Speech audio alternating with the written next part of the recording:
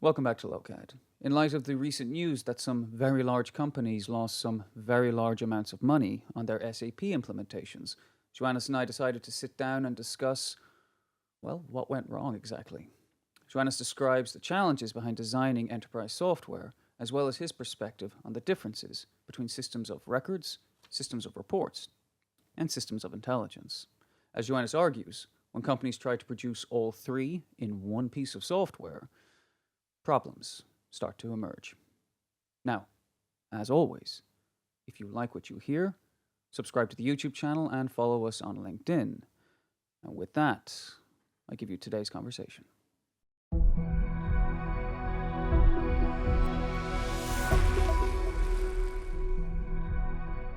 So, Joannes, thank you for joining me in the Black Lodge. I should set the table a little bit for you. In the intro, I acknowledge that one of the reasons we're here is to discuss some very large companies that lost very large sums of money. Now, that's a very broad statement. How we really came about having this conversation was a post that went somewhat viral on LinkedIn from Anthony Miller, friend of the channel, where he collated a lot of fairly damning figures related to, in many cases, multi-billion-dollar companies reporting hundreds of millions of dollars of losses, which they ascribed to their SAP implementation. So just to quote or paraphrase, I should say, DHL apparently lost over $370 million, trying to implement an SAP, an IBM solution. Lidl in Germany. Now that, before someone corrects me in the comments, it is Lidl in Ireland. It's Lidl on the continent, but it's Lidl in Ireland. They cut their losses after spending €500 million. So they pulled the plug on the implementation after €500 million. Spar, the Dutch chain, I believe, claimed to have lost 109 million in sales due to their SAP implementation. So consequence of the implementation. And Asda reported $25.5 million worth of stock inconsistencies between their SAP ERP and their WMS. Again, there are others, but the point here is to say that that's over $1 billion or €1 billion worth of losses. So we're not talking about chump change here. So I come to the question, Joannes, what exactly is going wrong with these enormous companies and their SAP implementations? I mean, obviously, the common denominator to all those problems is picking the wrong vendor, SAP.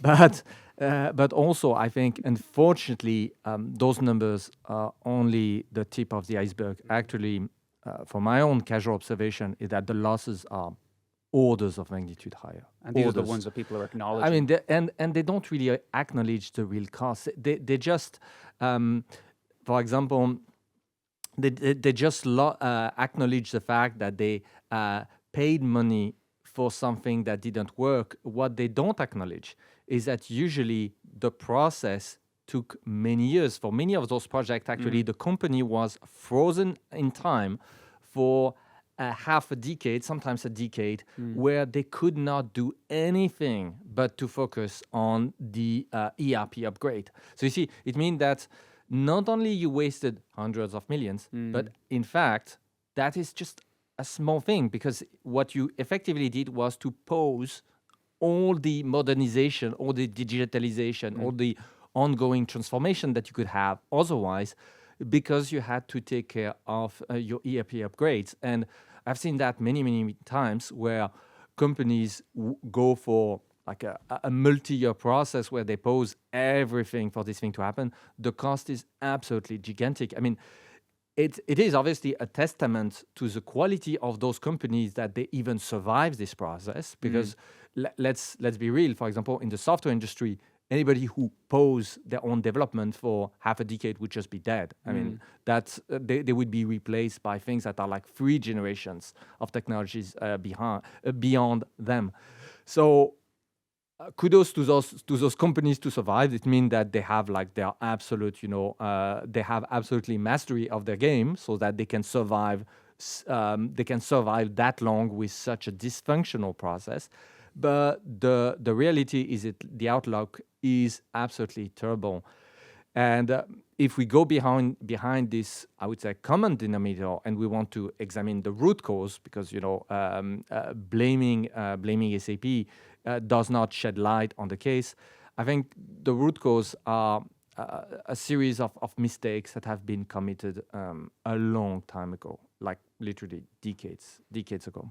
You mean business decisions, or do you mean software mistakes? When you say mistakes, what do you mean? I mean, strategic design mistakes by people at SAP that were mostly. I mean, those failures can be traced back to, I think, mistakes that were done decades ago, and that's interesting thing, because when you analyze those failures, it will be the blame game. Oh, the integrator wasn't good. Or the change management was not done correctly in the company. Or the IT department of the company was not up to the level they should have. Or this or that or that or that. Excuses. And indeed, when every single failure look kind of unique, because it's a very, very specific mess every single time.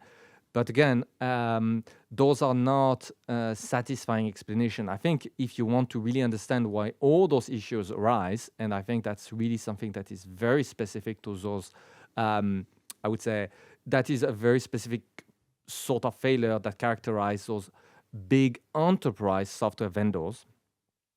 There are, I would say, clear, at least to me, clear root causes that can be traced back to things that happened, decades ago, and now we are just seeing the consequences unfold. And that's the interesting thing, is that the audience might not realize, but when you operate, a software company, you have to live with your sins, with your past mistakes for a very, very long time, and possibly forever. That's something very strange, because you would think that software is completely mutable. You can, everything you've done, you can change it. The reality is different, back to differ. Usually when you have, especially when it comes to, I would say, architectural decisions, when you made mistakes, you can be stuck with that, possibly indefinitely. And then those mistakes just comes and haunt you.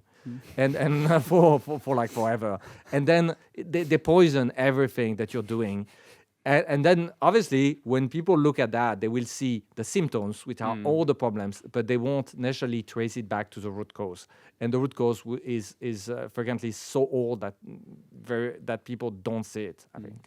Well, SAP, for the record, an enormous company, goes back more than 50 years, from my understanding. So when you're talking about root causes and strategic design choices and in 2025, living with the errors or the sins from 30, 40, 50 years ago, those are some pretty extreme claims, or extraordinary claims, which I would say require extraordinary evidence. Can you give me an example of what would a strategic design choice be from the 1970s that is haunting an ERP by SAP in 2025?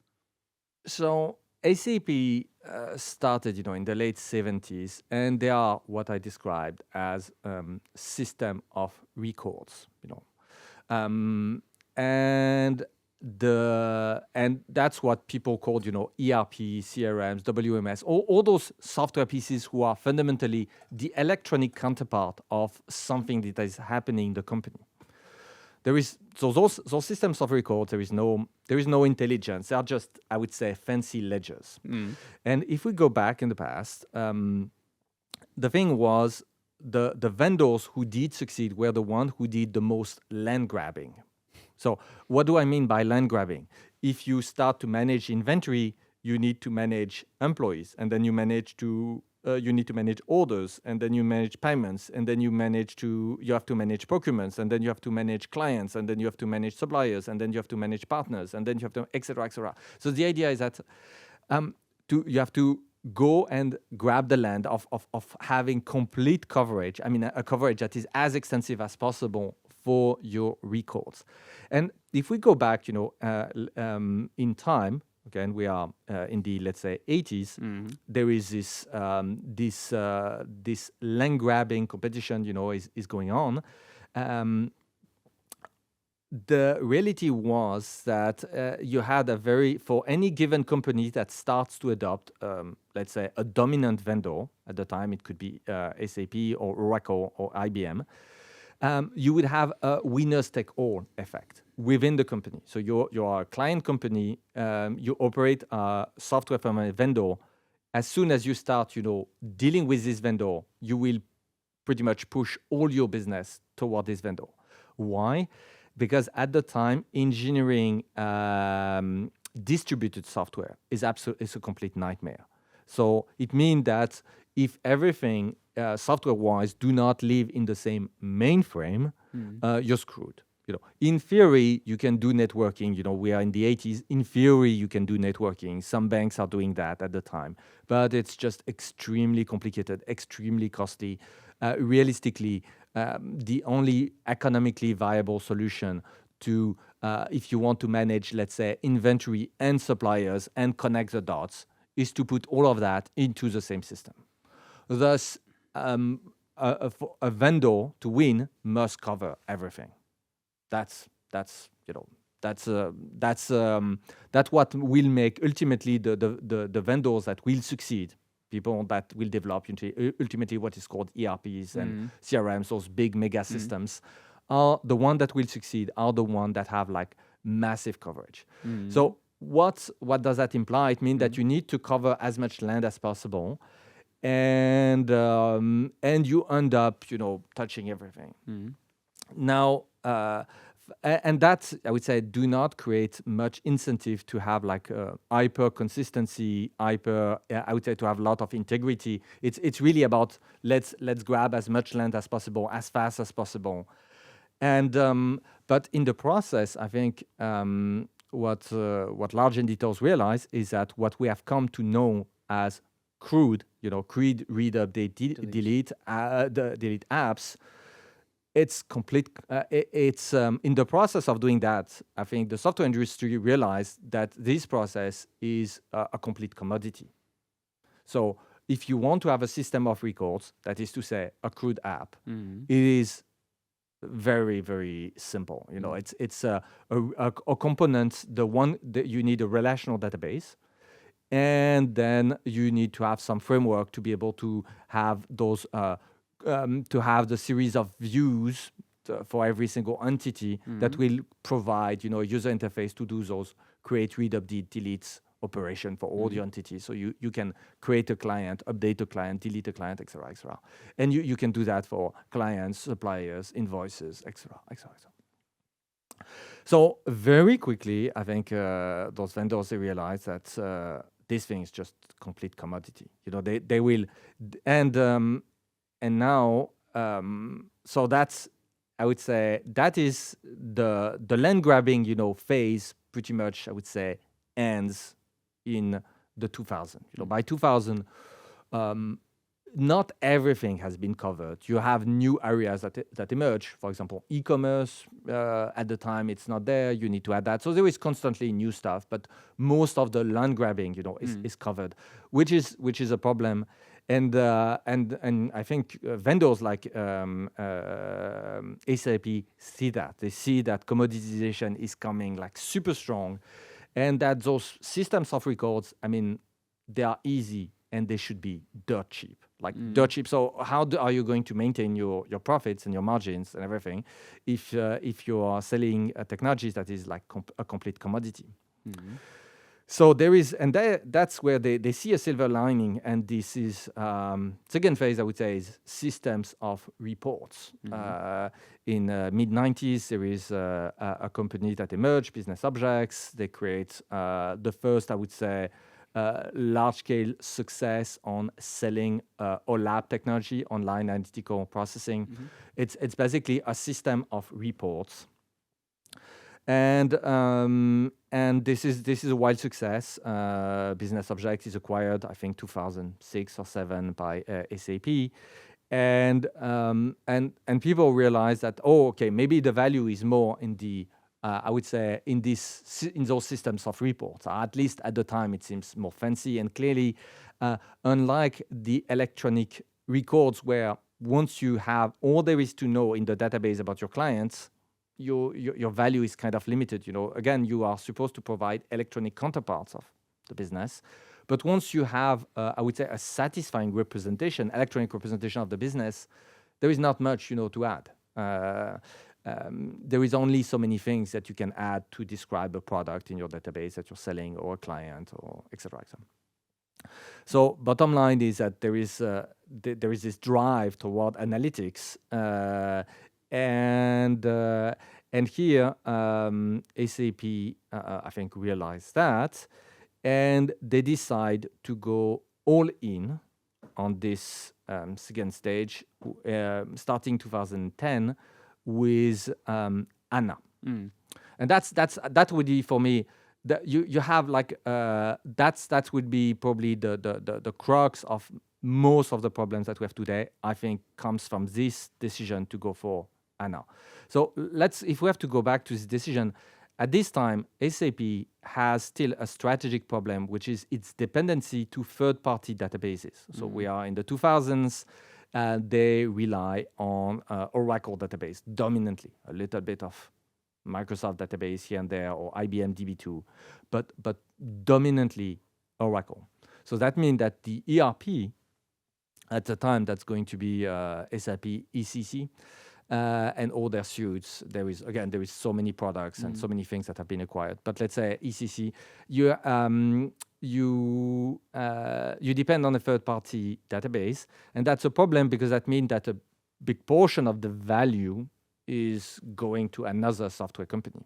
And again, due to the fact that those systems of records are being commoditized, it means that you're competing for like a dwindling, what will be like a shrinking market ultimately.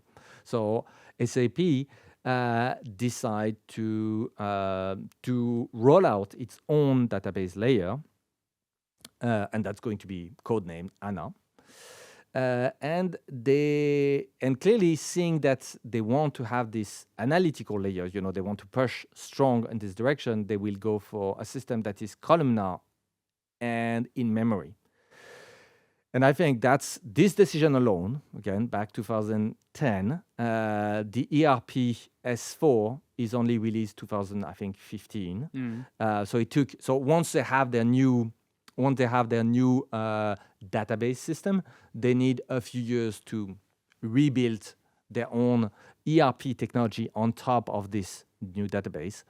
But if we go back in time, I think the crux of the error that is unfolding right now can be dated back to HANA.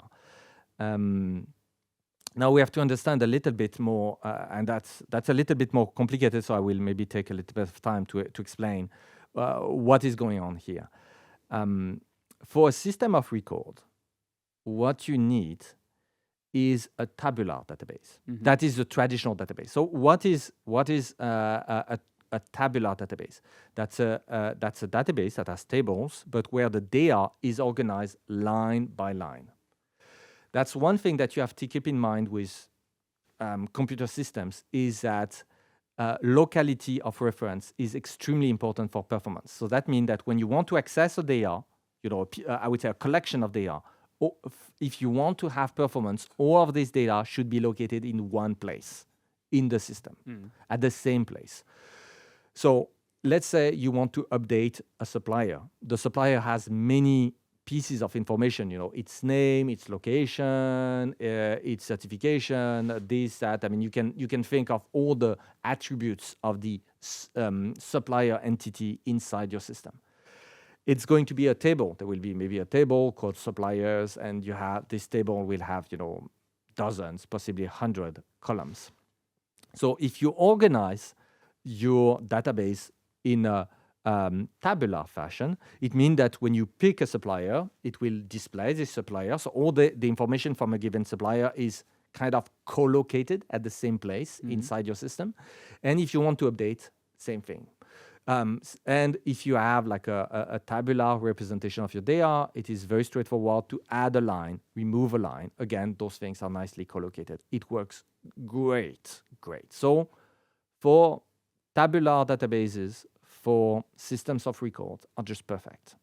But they are completely crap when it comes to analytics. that's a problem that was that is the crappiness of those tabular databases is the number one reason why business objects, the one and all those BI, business intelligence tools succeeded in the first place. It's because in the 90s they start to provide what it's called OLAP, which are cubes, hypercubes that lives next to the database and that are much more convenient to provide analytics. And why is that? I mean, just think of it is if you want to look at, let's say you have a table that is orders, and the table orders has, let's say, one column that is the amount expressed, let's say, for the sake of simplicity, in dollars. And but the table orders otherwise has like 100 columns. Now you want to compute how much sales in dollars did you have for last year.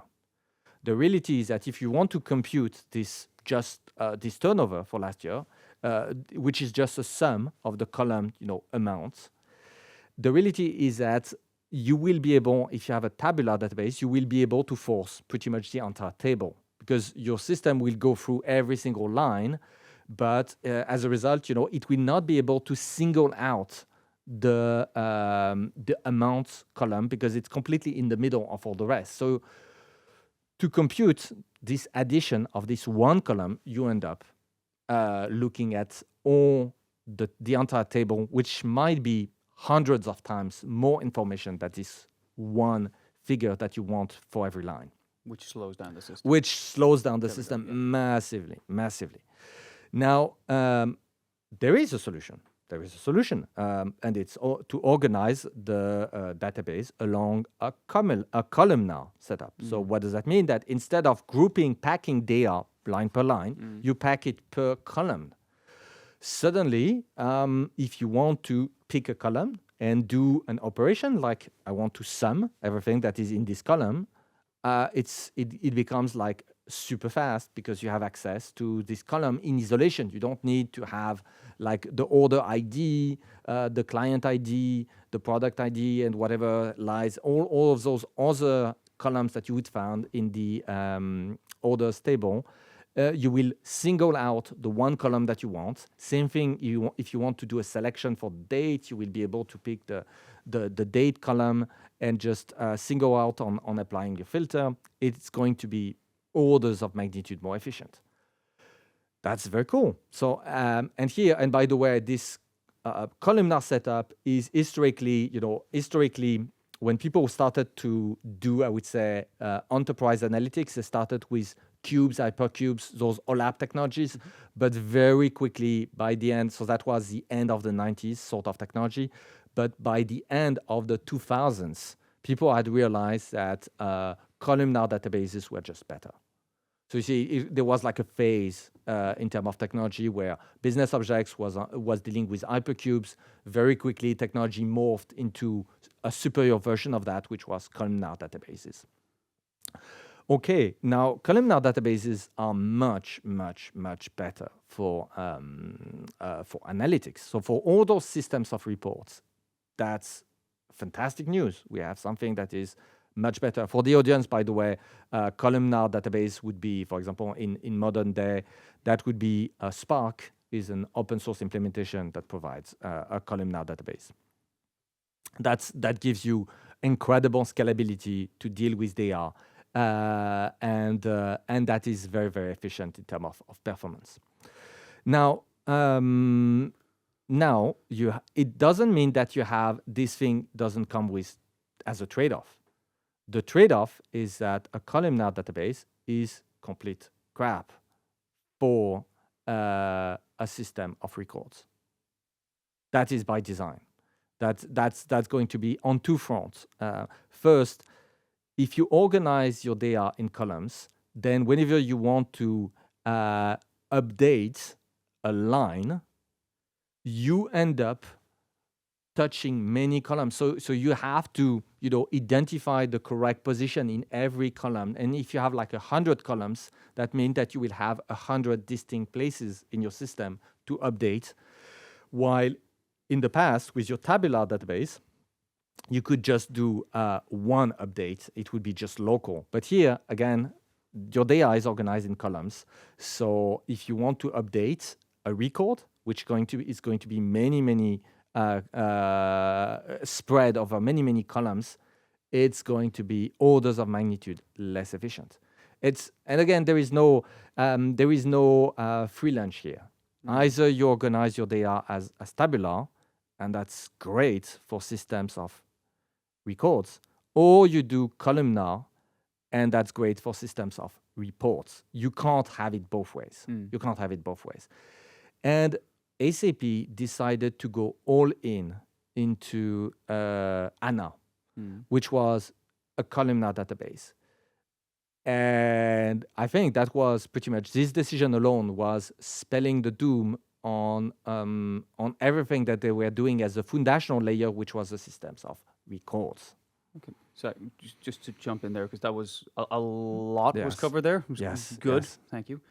But just in case, to situate myself as someone who might be listening to this now, they might say, Joannes, are you seriously maintaining that DHL and Spar and Asda lost in total $1 billion worth of inventory, or just money trying to implement, just because of columnar v tabular analytical layers? Is that like all of that's the root cause of the problem? Is that the claim being made? To a large extent, yes. I mean, okay, you need to unpack that for me. Yes.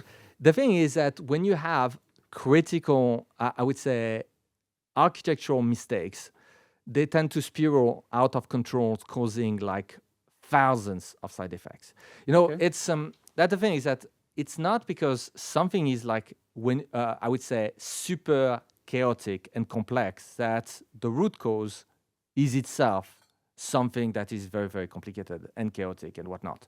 Just an example would be the rotation of the Earth is done with a tilt. The Earth compared to the Sun, there is a tilt in the axis, for north-south pole. And due to that, we have a super complicated systems of seasons with hot periods and cold periods. And we have winds, we have tons of things that are just a consequence of this simple tilt.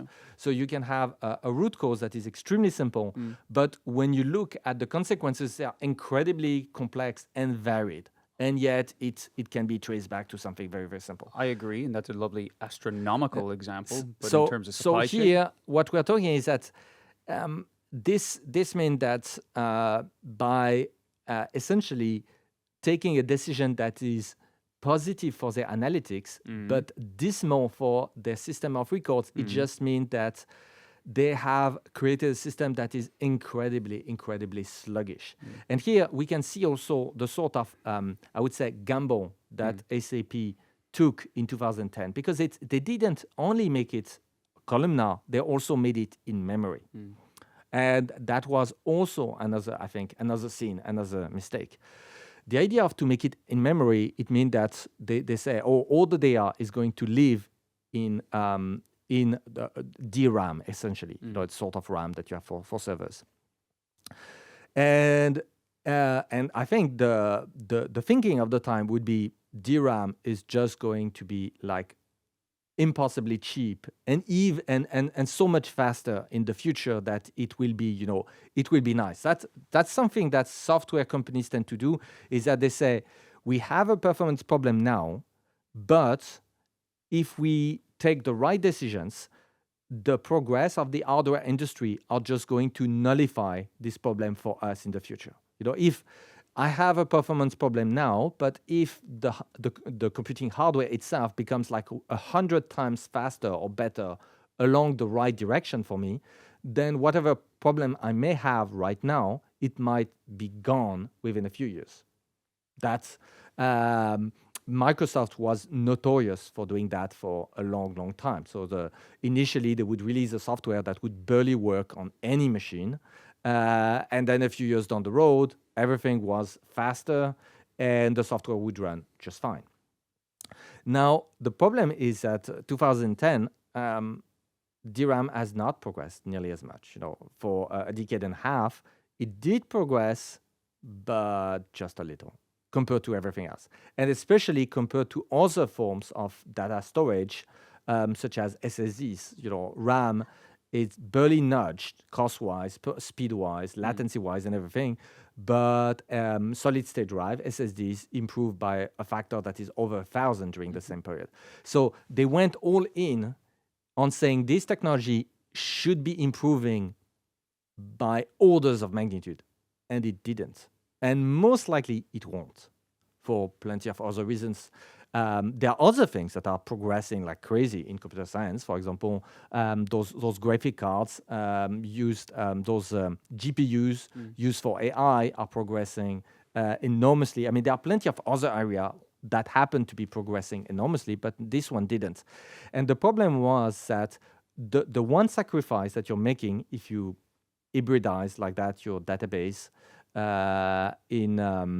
by making it columnar to run a system of record is that your latency is just going to be horrible. Things are going to be slow, pretty much by design. And that was already a problem and a bottleneck with tabular design. That was already a problem. But here you're making it much, much worse, which means that as a consequence of that, you will be firefighting all the time to mitigate all the problems that are caused in the first place by your incorrect architecture. Well, that presents the perfect transition, because I was just about almost taking the words out of my mouth. If you just to apply what you've just described, the system of record and the system of reports, the system of record, your ERP, you in a concrete use case, you scan barcodes, and the system is updated, so you know how much of a thing you have in your warehouse at any given time, yes, or how much you have in the store. Okay, cool.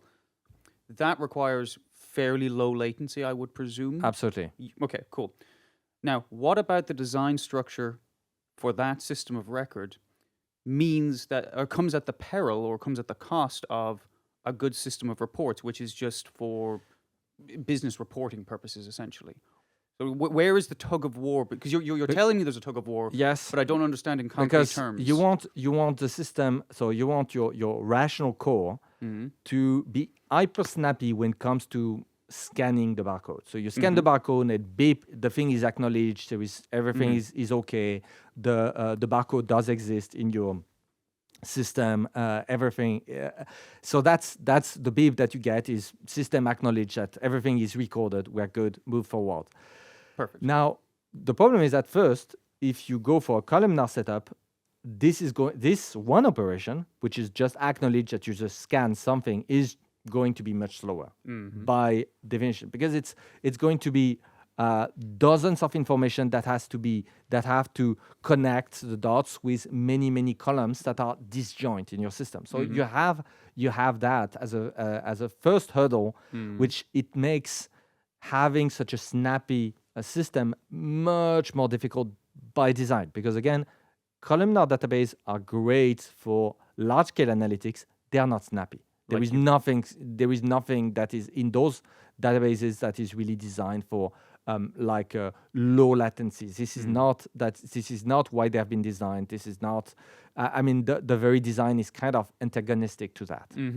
Now, the problem is compounded by another thing, which is you are stating that your systems, that your database layer is going to be used the very same that you're using for your system of records. So the thing that is managing your inventory, the employees clocking, everything. Stuff where you want absolute precision at exactly. all times. And you want also extreme responsiveness. Yes. When somebody's clocking and badging, you don't want the system to say, give me 20 seconds while I figure out if you're an actual employee and if you can actually badge today. No, you want this thing to be like super snappy. I badge, beep, immediately. Otherwise, everything kind of slow down. Now, the thing is, the very same system, because you've engineered it as a columnar database, with the intent, the explicit intent that you want to do analytics, then you're the system of records for the system of reports. Yes. What's going to happen? People are going to do reports. I mean, that's you say, okay, we have this system that is literally designed so that we can do fancy analytics. Let's do fancy analytics. But what is the consequence of a fancy analytic? The consequence is that you do operations where you scan, where you have to process very large amount of data, and that is completely antithetical to low latency. Yes. You have this database core that is shared among all the processes. It has to be shared because otherwise you don't have integrity. You know, people don't have the same vision of what is the current stock level. So if you don't have the same vision on what is the stock level, it means that somebody on the website can order, you know, a unit that you don't have because somebody else already picked this unit, and there was delays in propagating this information, and the e-commerce believed that there is still one unit left when there is none. That's a big mess. So you need to have this integrity so that you don't end up with plenty of stupid problems. Now, your relational, you know, database, your database resource is being shared between stuff that is very light and that needs to be like super fast, and stuff that is like super heavyweight, your reports where you're going to say, analyze all the clients who have been making more than 3 purchases last year, what was per category and whatever. So you see, you have requests that are going to Computationally intensive. who are going to, go through a sizable portion of the entire data that you have. This is the antagonism. And that's the whole point of doing those analytics. You know, analytics is I'm not asking fetch me this queue, fetch me this one client. This is not what analytics are about. Analytics are I'm going to scan every single client in order to have statistics on this and that and that. I will going to scan my entire sales history over the last few years to analyze a matter of trend or whatever. So you see. So you have the same systems where you're going to have a lot of operations that are going to be very greedy. And again, so how do you mitigate the fact that it completely damages your latency? I mean, the answer is you throw hardware at the problem. And what sort of hardware do you need to throw at the problem? Well, you need to throw memory, because that's, you've decided, again, back in 2010, that it's going to be a columnar in-memory system. Fat luck, you know, if the world had taken a different direction, if DRAM had gotten 1,000 times cheaper and faster, that would be your perfect choice. But it didn't happen, and most likely it won't happen. I mean, this technology, DRAM, is still progressing, but nowhere as fast as most of the other technologies in I would say among computer hardware. It's one of the technologies that is progressing probably the slowest. And there are many things like latency, where it has barely moved for almost 2 decades. So there are even classes of stuff, especially on the latency front, where you should not expect any improvement anytime soon. There will be plenty of improvement, but not on this front, which means that people who went all in, like, you know, you're playing poker and you go all in, and but your cards are just not good at all. So that's pretty much what happened, I think, in 2010, and then we see the consequences unfolding in very, very diverse ways today. So again, I want to try and summarize as much of that as I can. Correct me where I'm wrong. The design choices that one makes in order to excel at the first class of software, enterprise software you described, system of records, is antithetical to the design choices that you would make if you wanted to excel at an analytical piece of software, such as a system of reports. And trying to do both, hybridizing is how you said it, trying to do both simultaneously results in essentially a tug-of-war where you might do both things, but you will do them less well than you would have if you did them individually, more or less. Yes, exactly. I mean, that's the problem, is that you can't have something that is both a very good boat and a very good plane. You know, well, it's either or. You know, either or. If you try to do both, it's possible, but that's going to be a crappy boat, and that's going to be a crappy plane. Well, you used because again, I am familiar with the blog where you first introduced this concept, and it's going to get a little trickier in a moment. So, but before we do, we'll just cover the ground or summarize the ground we have covered. You use the analogy of sprinting and weightlifting. It's like the things that make you very good, and I like that because analytics is take everything. And that's why I liked the idea of weightlifting as an analogy. You can be a very, very, very good weightlifter. If you want to lift 200 or 300 or 400 kilos off of the ground, you're going to need to be very large to do that. It's a power-based move. Running 100 meters in under 10 seconds, you're not doing that if you weigh 150 kilos. It's just not happening. So you can be very good at running, aerobic exercise, or you can excel and be world-class at anaerobic weightlifting exercises. You can't be both. And if you try to be both, you don't really excel at either one. Yes, that's exactly that, yes. Well, the thing is, again, because I am familiar with where you introduced this perspective, there's actually a third category to the classes of enterprise software, because we've covered systems of records, again, ERPs, just, recording lists of data, let's say units of stock on hand. You have your systems of reports, BI tools, essentially for analytical and presentation purposes. There is a third class of software that we haven't touched yet. What is that? So the third one is systems of intelligence. Mm-hmm. And the interesting thing is that, so a system of intelligence, unlike the first two classes, the point is to directly make decisions. That's it. The interesting thing is that if you look at the history of enterprise software from the very start in the late 70s,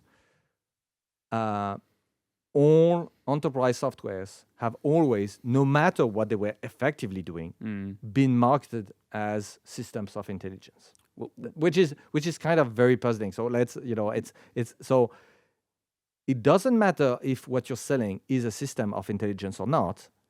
It will be marketed as long as you're targeting enterprise as a system of intelligence. This will make better decisions for you. Yes. So, and that's very puzzling because let's look, for example, at inventory management software.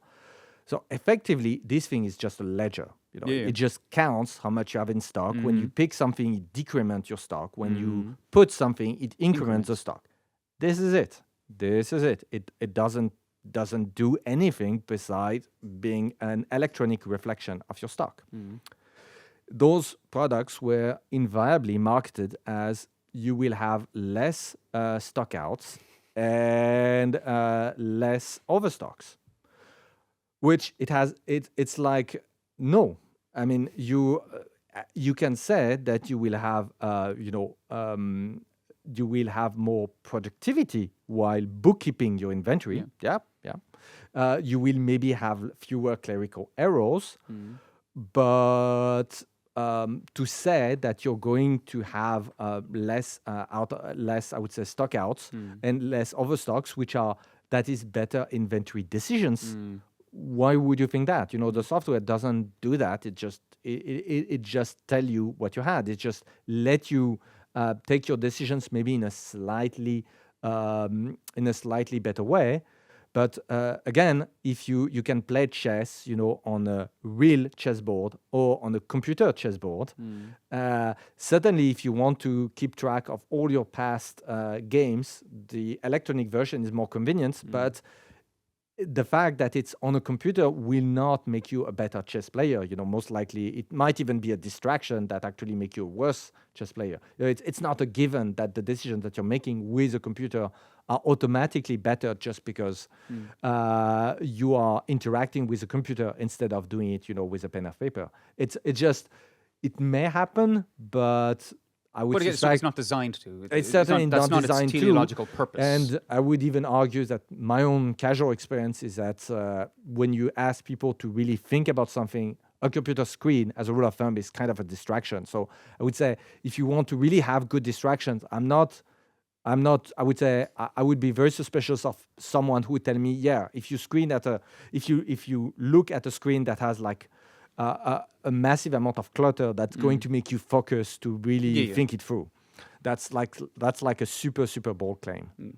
Well, again, just to be clear, we're not dismissing the value of a system of records. The point, as I understand it, is that don't mistake your system of records and its capabilities for the capabilities of a piece of software that is explicitly engineered in order to produce Yes. decisions. And I think, to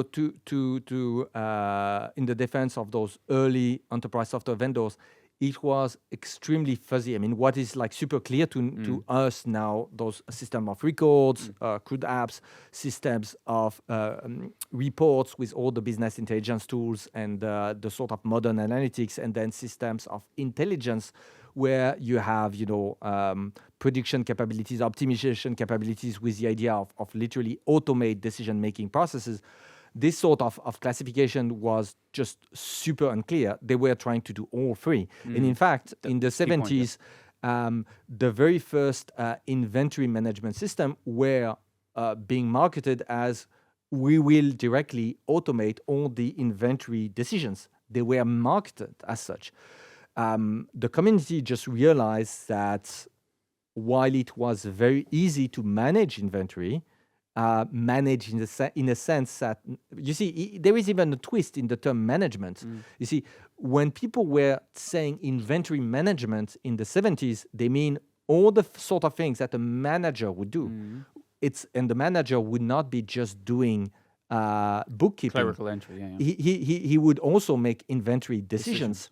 So people would say when they were thinking inventory management, they were thinking of something that would do the whole package, keep track of inventory and take all the relevant decisions.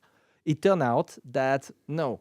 So that's why we have like subdivide the domain into inventory management, inventory optimization belonging to the system of intelligence. But at the time, it was like super, super unclear. Same thing with analytics. You can put things on display. At the time, people had not realized that how large the databases would grow and all the challenges that you would have to just, produce statistics around that. Because having statistics was already kind of possible from the very start. What those systems were typically doing, they would run during the night and go through once through the entire database in order to collect the statistics. So it was kind of possible, even with a tabular database, you can have some kind of nightly batches that would collect statistics that you're looking for, but it was very inconvenient because it was very slow, because you had to prepare your logic ahead of time, and then once you had your logic, you would have to wait until the nightly batch for this to be executed. You would only realize that you have a typo in your code the next day. So operationally, it was a nightmare. So it was possible, but it was just like super. That the amount of friction was just over the top, and that's why those tools with business objects, that developed essentially OLAP technologies with hypercubes, where you could have, within seconds, some analytics.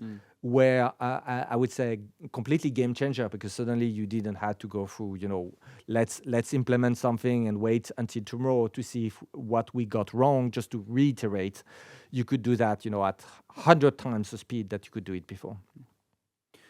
Well, again, so earlier you did in fact mention S4HANA, released 2015. Actually, at the time of recording this conversation, it is almost 10. I think it was 10 years to the day, 2 days ago. Now, having reviewed the marketing material around that, in particular, using your classification, it was essentially presented as having all the capabilities of a system of records, a system of reports, and through its AI-driven decision-making, a system of intelligence. So you've already covered the problems where you try to do systems of records and systems of reports simultaneously. What happens when you try to do all three of those systems under the one hood? Yeah, I mean, here we are trying to be a train, a boat, and a plane at the same time. So it's even worse, It's like, I mean, here you are entering the Frankenstein territory where it's going to be really ugly. The reality is that everything is kind of geared against you as a software vendor if you try to do all three. I mean, just pause for a second to realize what it implies. Exactly. Yeah. A system of records you would typically charge by operator, per seat, per user. That's the way you sell those sort of things today. That's going to be a very, very typical metric. If you are doing a system of intelligence, that doesn't make sense because you kind of eliminate the users. So that's your intent. You want to mechanize decisions. So obviously, the better you are, the fewer users you have. I mean, ultimately, you would have just a handful users in your in the client company just to supervise your decisions and be done with it.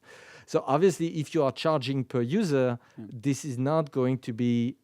You have like such an antagonism in terms of incentive. But obviously, it's just a detail. There are plenty of other problems. But the problem is that the sort of software engineers that you need are just not the same. And by the way, I think one software company that suffered a massive problem from the opposite problem, was Google. Google was pioneered around things that were very much in the camp of systems of intelligence, something that would... So what is the intelligent decision made by Google at the time? That was search is, here is my query, identify what is the most relevant out of a billion websites. That's a decision being made, and that it has to be done very, very cleverly. And Google, made their fortune by having those decisions made extremely right, at least much better than their competition. That means that they built an entire workforce on the idea that they would have like very, very smart engineers tackling very difficult problems, because decision makings, the characteristic is that they're almost very difficult. That's why you want to delegate them to a computer. And if they were not difficult, then it would not even qualify as a decision. If something is just a matter of simple arithmetic, I just want the result of this multiplication or something. It doesn't qualify nowadays as a decision. You would say, okay, it's just super basic calculation, nothing to see here, move on. So Google hired tons of very capable engineers, to do those very fancy systems. And when it comes to develop systems of records, which are like super mundane and boring and repetitive, well, they failed. They have, and if you look at the history of Google, every single thing that was kind of mundane was just thrown out of the window. They had a Google Reader that was a blog reader. It was like a wide adoptions, and it was simple. It was like a crude app, actually. But a crude app is just not enough for Google, so they just threw it away. They had like dozens and dozens of similar products where if it's something that is like a crude app, crude in the sense create, read, update, delete, they released it and they could not maintain it because people could not be bothered with that. It was beneath them. And that, by the way, this is a very real problem when you have your entire company that is geared on developing systems of intelligence, is that your engineering workforce is not keen on doing incredibly tedious, repetitive work. Conversely, if you've been living for decades doing system of records, it means that your workforce is just used to go through the motion of crafting thousands of screens, of say, okay, this piece of software, we need 5,000, 20,000 maybe distinct features. All of them individually are like super easy. There is no challenge whatsoever. But there is so many of them that, you have to go through the motion and do it all.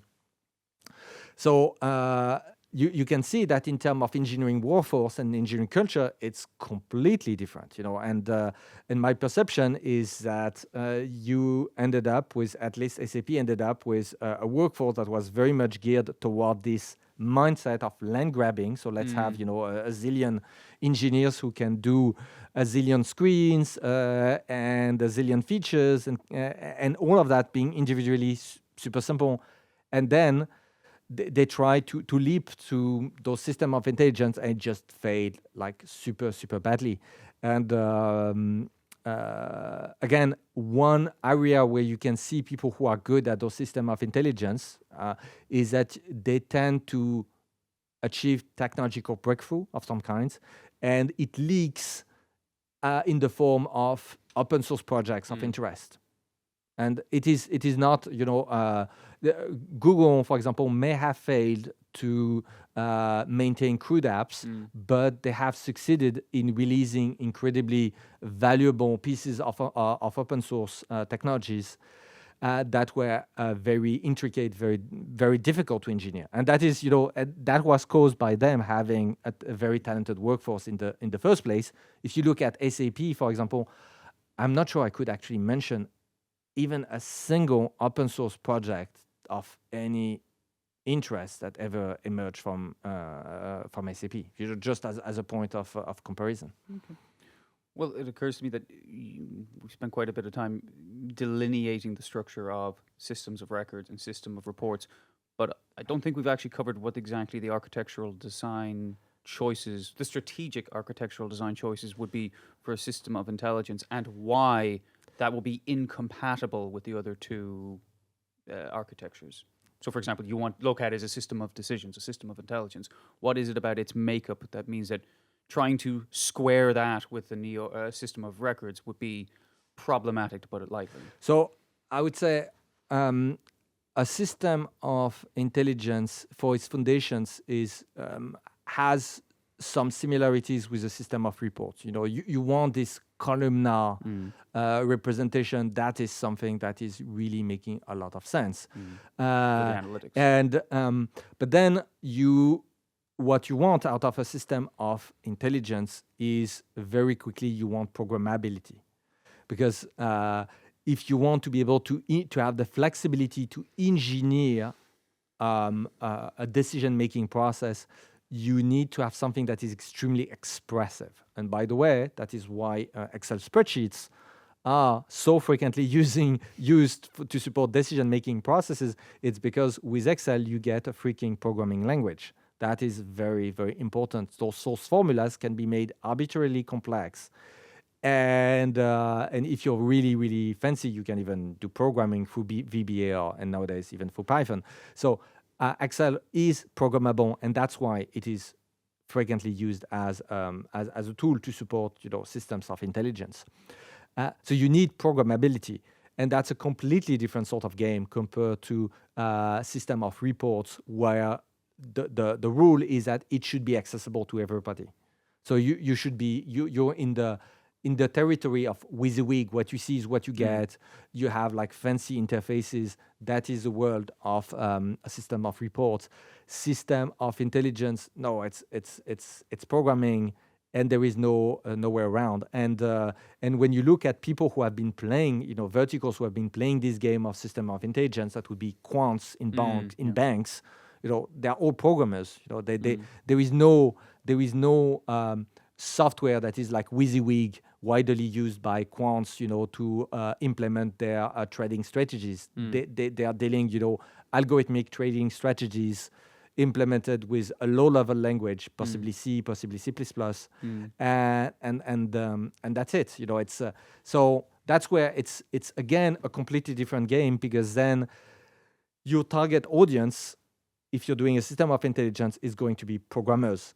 If you do a system of reports, it's going to be casual, non-technical users. So the mindset is like completely different.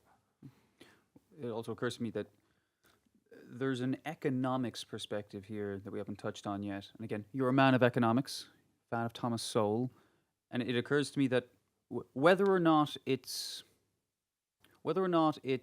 in terms of software, an intelligent decision to try and buy a 3-in-1 solution where you have your system of records, reports, and intelligence all together, whether we can leave that to one side, is there not an economics argument that would say that as a set of trade-offs, it might be cheaper to buy essentially one piece of software that at least alleges to be able to do all three things, rather than 3 separate subscriptions to 3 separate pieces of software, 3 separate problems, have to train everyone how to use 3 separate things? Yeah, I mean that's literally the story of the F-35 you're talking about. This American jet fighter who is who will be the most expensive planes ever. That the problem is that those things are not linear. That's if you say I want I want my plane to be super good in close fight, super good in long range operation, and stealthy, and it can take off vertically, and you end up with something where every single time you say "and," you're doubling the price of the whole thing. So in the end, you end up with, which is the case with one plane that is costing, the typical price of maybe 10 other planes. That would be one for the long range operation, one for tactical, fighting with another plane, one to actually be stealthy, one for the vertical takeoff where you don't necessarily need to have all of that, etc., etc. So you see, that the thing is that it's not linear. You can't just have all those things into one setup. Now you could say that if SAP had decided to have like 3 completely independent decisions, one dealing with a system of records, one dealing with a system of reports, the third one dealing with a system of intelligence, and you put Chinese walls between all those divisions and they operate independently, that could have worked. But it is not what was done. The temptation was way too strong to pull everything in there, including third-party solutions that were acquired, and that are and the mix is just toxic. It's you take you just take products that mix very, very badly. You get something that is dysfunctional, and I think that's what we are seeing right now. Because again, go back to this timeline. We had HANA 2010. It took them 5 years to roll out S4 on top of that, and then most of those failures were literally a decade in the making. Yeah. So we are looking at things that took a decade to unfold. So we are looking at essentially HANA failures that are just becoming publicly visible. And the interesting thing is that it's only as I was saying, the tip of the iceberg, because what I see is that many companies, first, the opportunity cost is just crazy because they take so many years to upgrade. Again, we're talking of 5 years plus upgrade. This is just downright bananas. This is insane. Let's have a look at the fact that ChatGPT and generative AI did not exist 5 years ago. I mean, you are going to be so late to the battle. It is this is just insane. But on top of that, the very, very bad decisions that were made, such as being all in on in-memory system, means that you're going to be overspending like crazy on the infrastructure. And it's not cheap, because if you have, it's not only the cost of the hardware, is that if you have tons of hardware, way more than you should have, so that means that you need more system administrators, you need more people in IT to manage all of that, you need everything, it becomes incredibly effect, cascade, and becomes so incredibly more complex. It's so that's and again, not only more complex but slower as well. It just means, and again, those things just compound. So it's much more costly, so it's slower, so you need more people, you need to hire, again it's slower, etc. So which makes the opportunity cost grow even worse, and then people become scared in the management layer, so because there is so much at stake, so and it slow down the process even further. It's like a vicious circle. And yes, and what we're saying is, I think the problems are just becoming visible, knowing, and I think that the audience should keep that in mind, is that companies who do their utmost to make sure that whatever IT screw up is happening, it is never of public knowledge. It's not good press. Of course not. You do not want to advertise your own incompetency. It's if you can deal with that, behind closed doors, settle your problems with your bad vendors without the public knowing, it's much better. You just think that how extreme the problem must be to end up, let's say, disclosing all of that, airing that laundry, exactly, to the public. The reality is that I see that for almost all situations, unless the company is publicly traded and they are like they are against a wall, they cannot do anywhere. They have to disclose the things, because otherwise it would be classified as fraud. It's not going to be disclosed. Well, you've mentioned actually opportunity cost a couple of times, and one of the things. So you've mentioned, let's say, the opportunity cost of if you get sucked into an implementation, suddenly the cost. You're stuck in that process. It bars you from, let's say, pivoting to something else. It also has the ballooning costs associated with people maintaining it. There's actually another dimension to this, actually, and I'm just going to. I've written down here the perfectibility, and I'll sketch it out and you tell me what you think. In terms of opportunity cost, if you took all three of those classes of software individually, and let's just say theoretically that they are at their best when kept separate, because you have a separate system of records and you try to perfect that, and a system of reports and you try to perfect that, and a system of intelligence, you try to perfect that. There's an upper limit to how perfect a system of records can be, because once you have 100% accuracy, that's it. Like, how many bottles are on the table? There are 2. That's it. I can't make it any better than that. Yeah, once you have like latency at 50 milliseconds, it's going to be inconsequential. People don't even notice it anymore. Yes. Exactly. System of reports. How good can a dashboard look? We can debate aesthetics on that, but there's an upper bound to how much time you want to invest, how much money you want to invest, and the diminishing returns of that. A system of intelligence, it occurs to me, is, as you said, decisions. And I know certainly in Lokad's philosophy that will be, what is the return on investment for every decision that you make?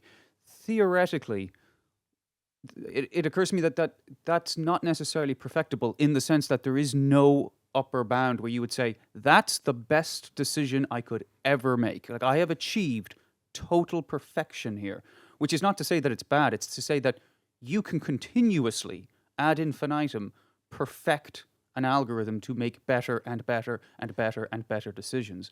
Am I wrong?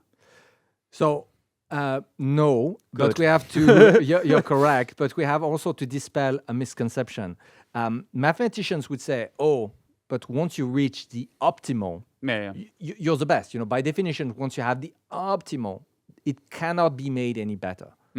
And for any, I would say, given mathematical puzzle. So if you take a mathematical puzzle and you say, this is it, this is a puzzle, then you can have the optimal solution for this puzzle.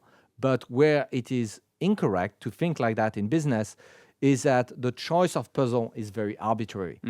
You can decide, okay, I have maybe what is optimal for this framework, but I can maybe reinvent my own business, and then I will have a new framework that give me even higher returns. So the options that you have it's not something that is static. It's you decide what you are even willing to do, and within the things that you're willing to do, that they might be an optimal, but fundamentally, possibilities are endless. There is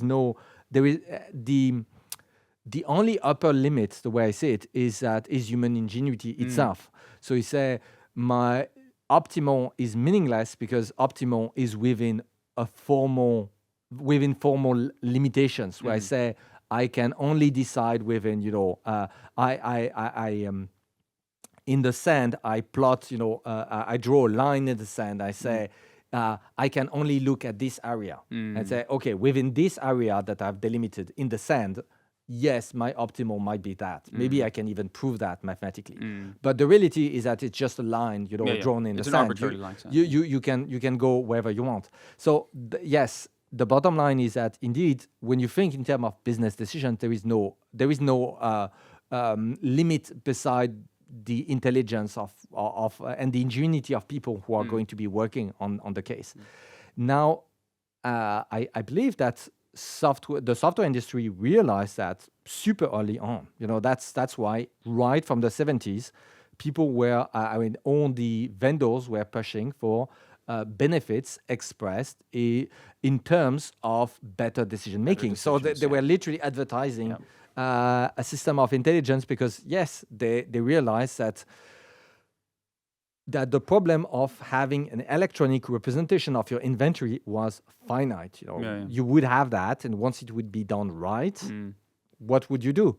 It turned out that thanks to the people went through stages, like first you had like a text interfaces, then you had graphic interfaces, like with desktop,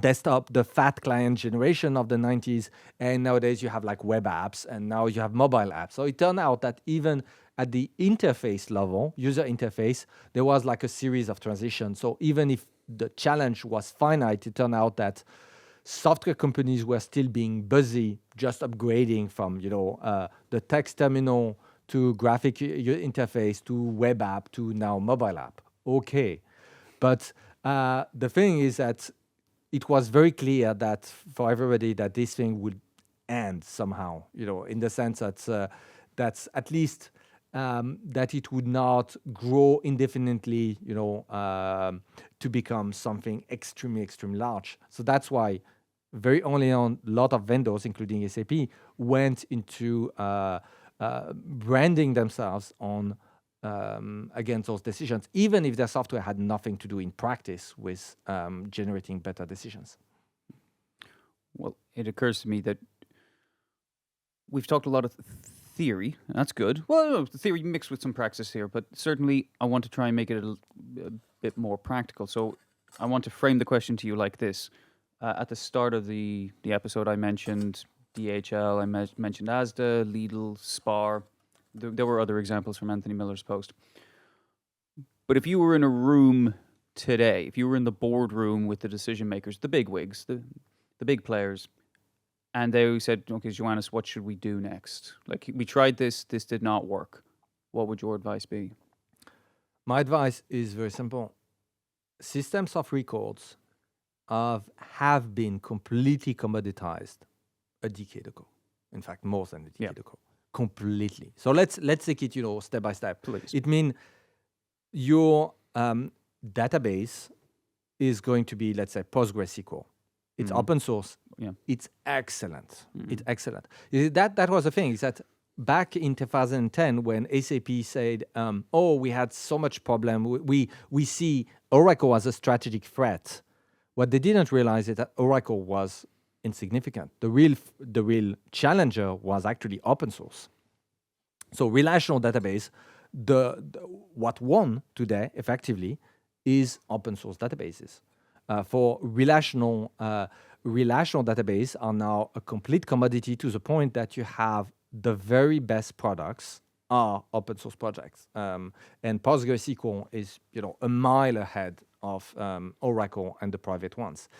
So here we are in a situation where a big vendor, SAP, who wanted to kind of contain another vendor, Oracle, did end up developing a technology that ends up being inferior to open source product, an open source product, which is just PostgreSQL. And how do I know, by the way, that it's inferior? I mean, just look on Hacker News, discuss what startups nowadays are doing. I've audited we've recorded a discussion on that. Three digits number of startups. I've never seen a startup use for their relational database a non-open source one. During the last decade, I've never seen any startup use not using an open source one. Yeah, they would only use open source. I've never seen a startup use, for example, Oracle database. Never. Okay. So that gives a sentiment that people who knows tech, who are like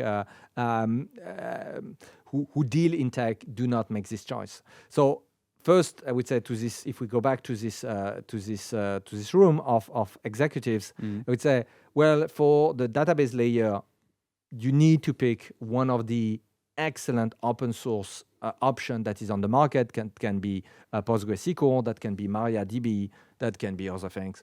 Those solutions are excellent. And if you don't do that, there is the opportunity loss is massive, because what you get if you pick one of those databases is that on top of that you have literally 1 million plus software engineers who are already competent on those technologies, compared to, I would say, private, obscure firewall technologies that are much more difficult to operate. So that was first problem. And then what do you need? So the database is one component. What do you need on top? You need essentially a framework to roll out a CRUD app on top of the database. There are tons of those frameworks. And again, they are available in open source. That would be, let's say, Django if you're in Python. That would be MVC framework in ASP.NET.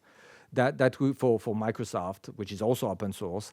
Yeah, again, the list goes on. There are such frameworks for all the major stacks. So there is in Python, there is in Java, there is in .NET. And then I would say, because it's completely commoditized, either you pick for your system of records a vendor that is already open source, those exist, or you just roll your own, and it's not even that expensive. You see, that the thing is that when you end up with a 5-year project to do an ERP upgrade, you would be much better off just roll out your own replacement piece by piece, because in 6 months you could have like a series of modules that are already being upgraded and replaced if you just do it internally or with some help of an IT company. You know, again, the nice things of having those system of records being complete commodity is that it is super straightforward to find people who can do that. It is super straightforward to outsource these things. It is also super straightforward to do it internally if you want. The bar is very low. It is very cheap. That's the sort of things. And when you look at, by the way, all the tech-savvy companies of this world, you know, the Zalando of this world, Zalando has developed, you know, its own ERP. They're just fine with it. If you look at the Amazon is doing the same. GD.com is doing the same. I mean, all the people who are like digital native saw that as an obvious solution for the system of records. Again, the system of records are completely commoditized. In the end, it is not difficult to I mean, those products should certainly not be expensive. That is sorry, but and if they are expensive, then your plan B should be, okay, you know, I will just do it myself.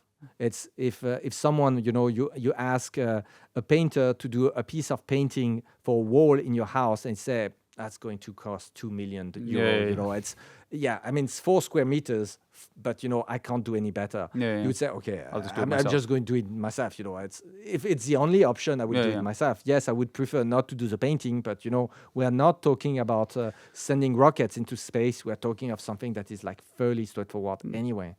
Well, this actually, again, because I take copious notes, as you can see, but the very next question I wanted to ask was, having delineated the 3 classes, and again, you're back in that room with the executives, and our potential bias is clear, as you know, Lokad is a vendor in and of itself. In terms of costs for each of these classes, because again, you've commented multiple times in the last 2 or 3 minutes about how, look, I mean, you could basically do this yourself. I mean, if you're technologically savvy, you could, and you're digitally, the term used was digitally native, you could design your own system of records. Okay, well then it should presumably cost less than a system of reports and a system of intelligence, or how do you allocate budget in that regard? I mean, clearly systems of records are much simpler than the rest. You know, just again, they were the one that came first. The technology is thoroughly commoditized. Open source provides all the pieces that you need. It is developing a CRUD app is a poster child of what integrated development environment are for. So the tooling is excellent, the framework is excellent, the tooling is excellent. You have tons of engineers who have like massive productivity, and even better with LLMs nowadays. This is the sort of things where generative AI just rocks. You know, when it comes to write tons of unintelligent code, those tools are like super good at doing that. So that $20 billion, that's what we should charge? Yeah. So that should be relatively, I mean, that should be quite cheap. Again, for companies as a baseline, if you end up paying more than a tenth of what you paid for similar systems 10 years ago. This is a ripoff. It's that should be your baseline. So you should be looking for, we are going to do it again, but at a tenth of the budget. And that's not even, pushing it. It's, I think, considering the evolution of the technology, it's a starting point. I'm pretty sure that, if you were to go into crazy aggressive, like let's say Elon Musk take on the case would be, I'm going to do it for 100 times cheaper. But I would say saying that your next ERP project should be a tenth of the cost of what you spend 10 years ago, I think it's a reasonable baseline, at least for, again, the system of records. For the system of reports, the thing is, the technology is fairly packaged. So the problem is that it usually end up being very costly because the company just wants a bazillion reports. Mm-hmm. So the cost is the implementation bespoke of an unlimited number of reports, of a crazy high number of reports. So here, because you see, when you have a system of reports, at some point, people would say, oh, but I would like to have, some reports that are out of the box, that are already ready-made for me. Templates, essentially. And then the vendor would say, yeah, no problem. How much do you want? And then they list, and then you end up in the thousands of reports. If you do that, then it becomes, incredibly costly just because you're asking so much. Here, I think it should be quite cheap because the technology is quite packaged. But more than system of records. It is more difficult, so it's the sort of things where probably I would not advise, to roll your own. But again, with open source technologies like Spark, it's not that difficult. Although I would be, it is more difficult than systems of records. And here, I think if you want to keep the budget tight, you need to keep your demands under control. And I think there is this temptation, especially in large companies, to just request, I would say, an endless list of reports that nobody is ever going to consume. Of course. It turned out to be like super costly because all those people have to look at those numbers once in a while. It doesn't really make sense. So keep it like, I would say, short and focused, and then the cost will not be very high. Not be very high. It should actually be much smaller than, let's say, as the baseline was your ERP cost 10 years ago. I said that the new ERP should be, almost like a tenth of that. The system of reports should be a fraction of this cost. So it should be no more than maybe 20% of the cost of this next generation ERP. That's what we're talking about. Something that is very, very small. Ultimately, reports, you're not supposed to be spending, nowadays, millions or even worse, tens of millions to just report basic I would say descriptive statistics about your business. There is no point in that. Technology has progressed enough so that it should be very cheap. Well, when you first proposed what should we say, the categorization of the three classes, or the classification, of the three types of enterprise software, I can't recall the exact ratios, but it was something, was it like 90% of your IT budget should go on systems of intelligence? I think division. The division that I proposed was 20% for ERP, 5% for system of intelligence, and 75% for 20% for system of records. 5% for system of reports, and the rest 75% for system of intelligence.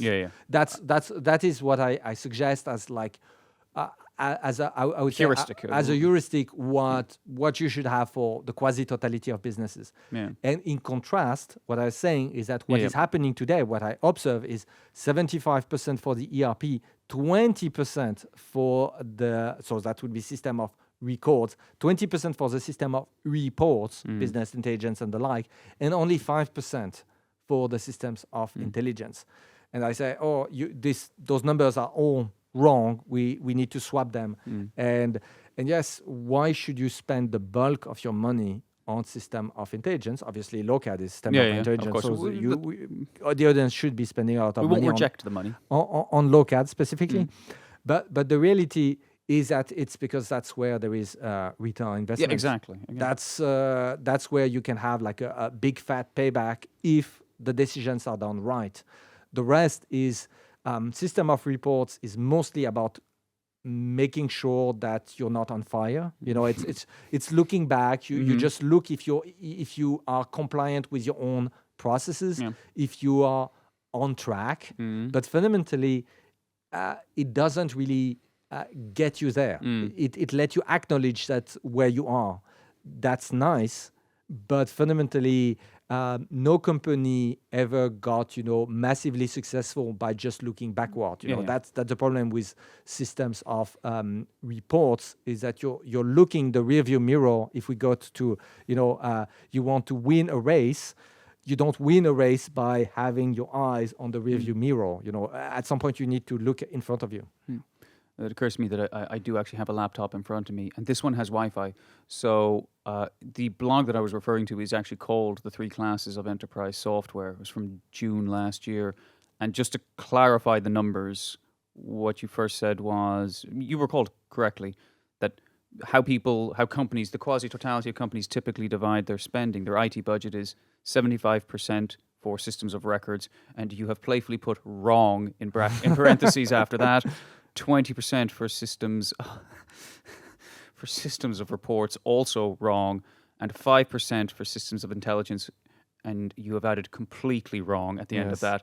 And that should be inverted. 75% for systems of intelligence, 5 for systems of reports, and 20 for systems of records. Now, I highly recommend reading the blog. It's very good. Now, last question before we start wrapping up, but it's one that occurs to me. Is a point that you've made before in your lectures, and I've made it a few times in conversations here, the role of mechanical sympathy. And we don't have to speak for very long on it, but it occurs to me that a basic familiarity with, let's say, what are the parameters required, or the architectural design choices required to excel at the tool that you're looking to buy.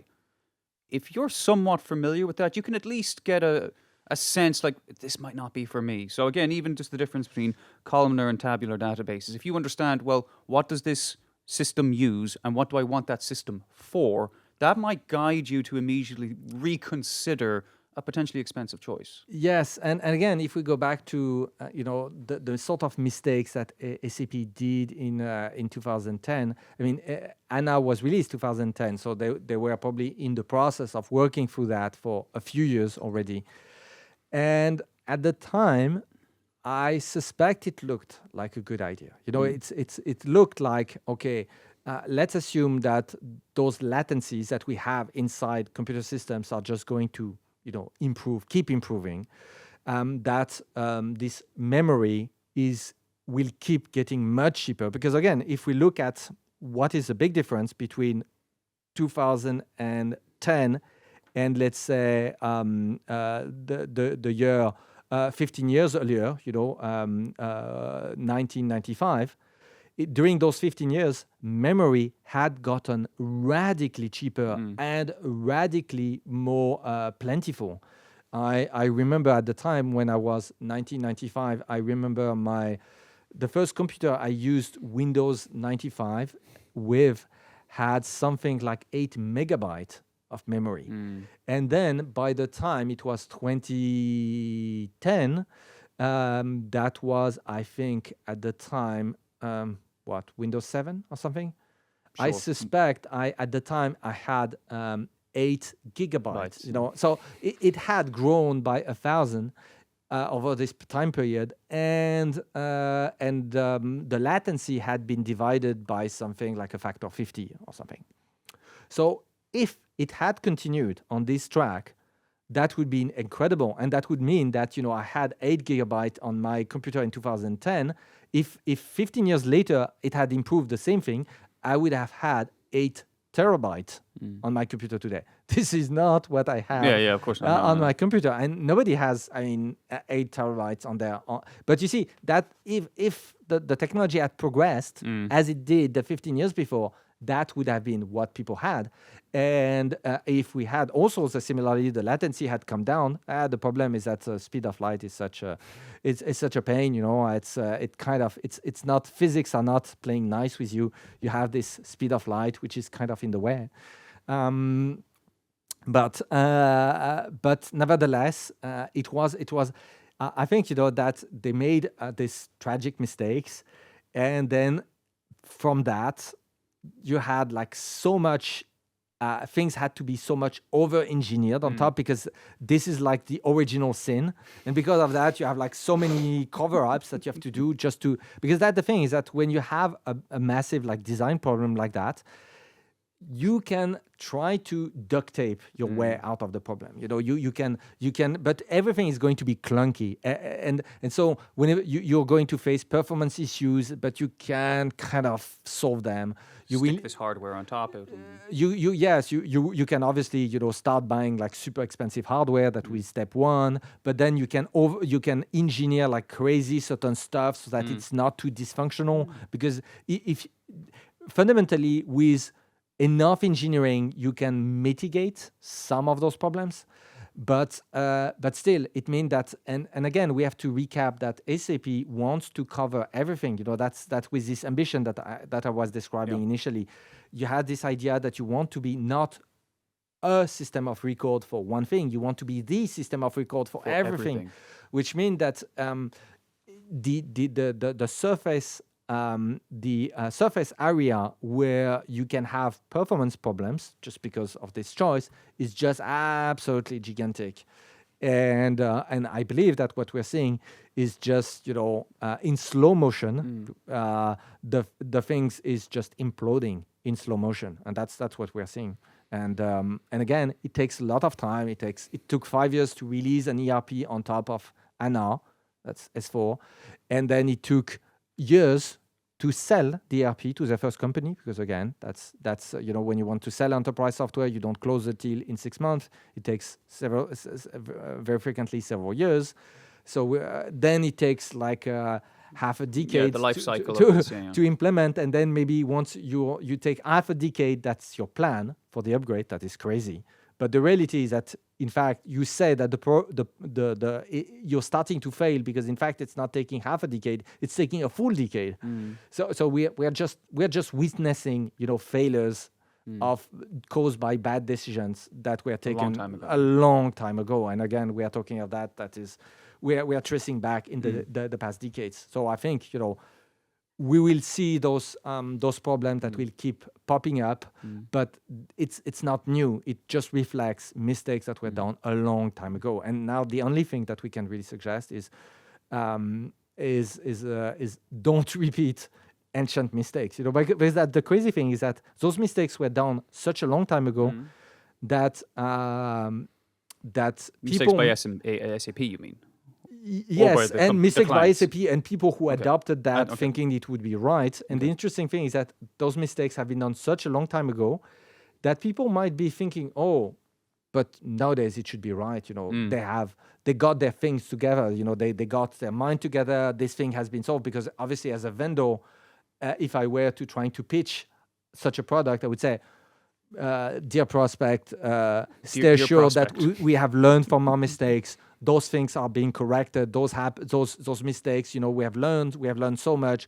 They will not happen again. I would say, not quite, because the problem is still, which is at the very core of your tech, that is HANA, is still, front and center in all the SAP offering. So as long as it's there, you're screwed. It is just, you have to unwind all of that to start possibly entering more sane territories. I mean, nowadays, unless they would change course and just remove HANA, go for PostgreSQL or whatever is open source, and then slice and dice their offering so that they could have like lean apps that are tightly decoupled, and integrating things over the internet is fairly easy nowadays. So they could have like a super modular design.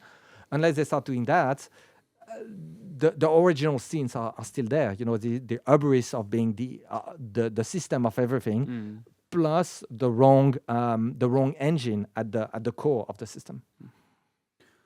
Well, to try and end on an up note, are there any constructive piece of advice you'd share with people so that they can perhaps sidestep the air quotes landmines that some of these enormous companies have made? I mean, the real positive outlook, and that's where it makes me very sad when I saw those mistakes, is that the open source community has delivered, something that is incredibly great. PostgreSQL is a marvel of engineering. This is and this is open source. Yeah. This is magic. I mean, we live in an era where for free, quite literally for the price, it's not exactly free. You need to pay for your internet connection. Yeah, of course. But for an incredibly low price, you can have, I would say, incredibly well engineered, systems or pieces of engineering that represents hundreds of years of some of the most brilliant engineer of our century. This is incredible, and you can get that for free.